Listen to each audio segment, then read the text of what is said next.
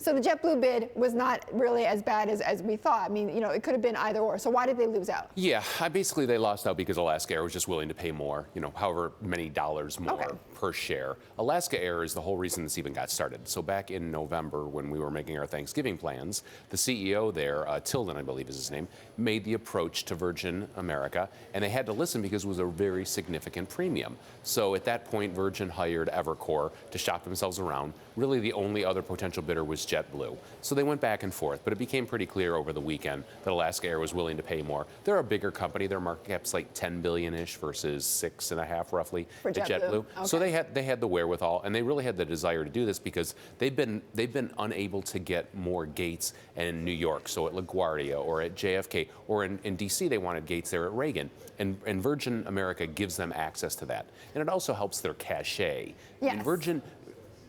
For whatever you can say about Richard Branson, he is really good at creating cachet and brand recognition. It's enjoyable to go into one of his airplanes. Everybody knows Virgin, and everyone has a relatively pleasant experience. Your drinks get there faster. You have more leg room. The seats just feel and seem nicer. So I don't think they want to lose. At Alaska Air, they want to do what they can to retain, and they're going to do what they can to retain that.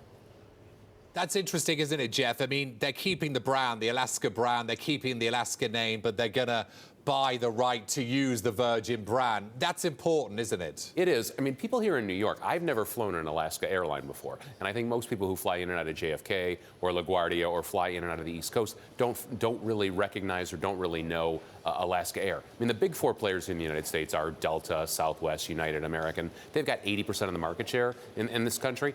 So Alaska's trying to, maintain their number 5 spot, and also they're pushing a bit against Delta, who's made life a bit hard on the Alaska Airlines the last couple of years.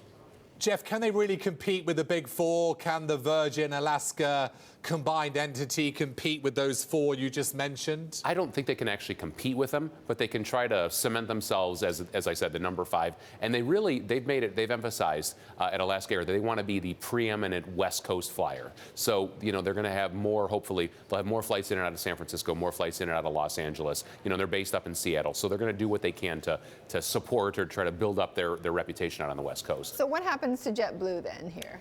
Well, there aren't a lot of airlines out there. I think that's in part why why Alaska Air is paying so much. Scarcity value. 47% premium is pretty significant. You don't see that much. Maybe in the pharma biotech space, occasionally have premiums like that. So perhaps JetBlue could look at Frontier or Spirit or some of these smaller airlines. But there aren't a lot of big deals that can get done in the airline space. The regulators are all over it. And as I said before, there are 4 really big airlines that have 80% of the market in this country. So you're not going to see many more deals. Like I said, maybe Spirit, maybe Frontier come together at some point down the road. But this is one of the last deals probably that'll happen for a really long time.